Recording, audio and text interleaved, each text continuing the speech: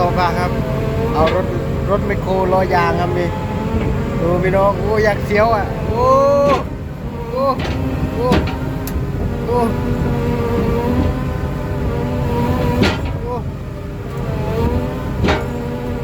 โอ้แม่เอ้ยแม่เลยเย้นี่ดูมือจะเป็นน้ำโยกอะพายโยกยังเสียวเลยครับ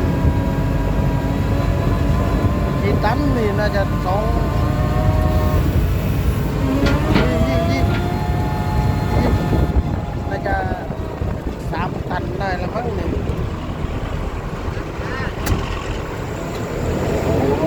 นุ่นใส่รถ10 ล้อนุ่น